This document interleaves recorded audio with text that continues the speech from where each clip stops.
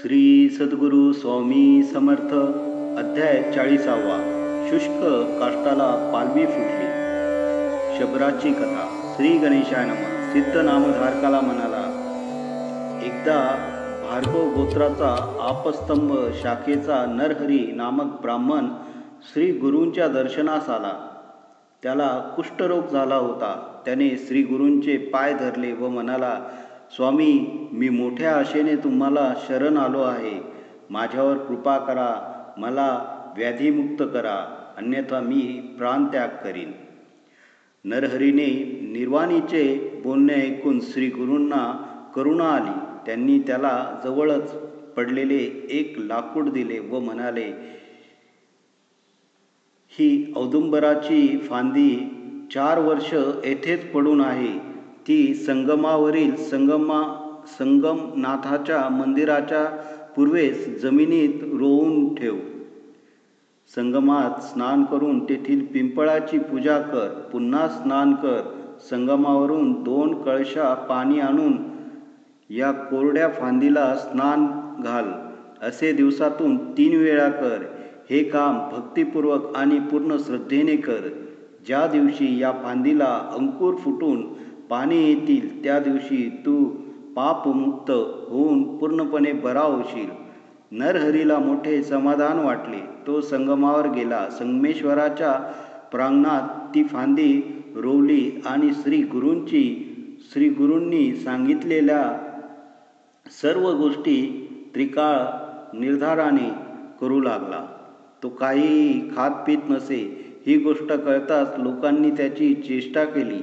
श्री गुरूंनी तुला व्यर्थ उद्योग लावून दिला, याने काही साध्य होणार नाही असे सांगून त्याला परावृत्त करण्याचा प्रयत्न केला. असे 7 दिवस लोटले. शिष्यांनी श्री गुरूंना नरहरीच्या खडतर सेवाव्रताबद्दल सांगितले. तेव्हा ते म्हणाले, जसा भाव तशी सिद्धी. मी तुम्हाला श्रद्धेचे सामर्थ्य विशद करणारी एक कथा सांगतो, ऐका.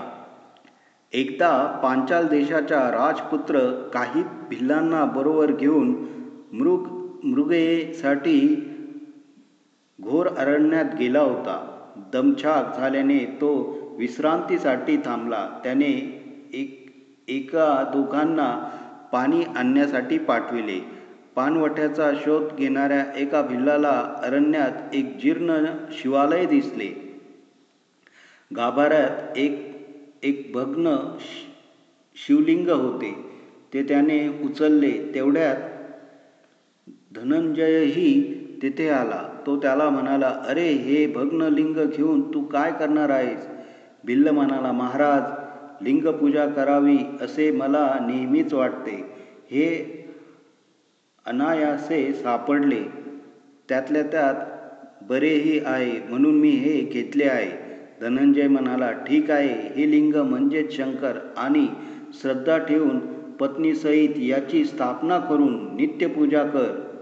रोज स्मशानातून नवीन चिताभस्म आणून या लिंगाला लेपन कर. याला बेलपत्रे, फुले, धूप, दीप, नैवेद्य अर्पण कर. घरात शिजवलेल्या अन्नाचा नैवेद्य दाखवून तोच देवाचा प्रसाद म्हणून तुम्ही ग्रहण करा. त्याप्रमाणे भिल्लाने एका शुभदिनी त्या शिवलिंगाचे घराजवळ स्थापना केली आणि त्याची नित्य नेमाने पूजा करू लागला. तो भिल्ल शिवपूजेसाठी स्मशानात जाऊन रोज नवीन चिताभस्म आणीत असे. एके दिवशी ठिकठिकाणी पायपीट करूनही त्याला चिताभस्म मिळाले नाही. तो निराशेने घरी परत आला. तेव्हा त्याची पत्नी म्हणाली, नाथ, चिंता करू नका. तुम्ही मला घरात कोंडून ते पेटवून द्या. ते भस्म ईश्वराला अर्पण करा. कोणत्याही परिस्थितीची शिवपूजेत खंड पडू देऊ नका. स्त्री हत्येचा दोष लागेल म्हणून तो घाबरत होता. पण त्याची पत्नी आपल्या निश्चयावर ठाम होती. तिने त्याची समजूत काढली. भिल्लाने मग मन घट्ट केले. तिला घरात कोंडून अग्नी लावला. त्या धडधडत्या अग्नीत शबरी जळून गेली. भिल्लाने ते भस्म लावले. त्या दिवशी तो शिवपूजेत पूजेत इतका मग्न झाला की आपण आपल्या पत्नीचे दहन केले आहे ही गोष्ट त्याच्या लक्षात राहिली नाही.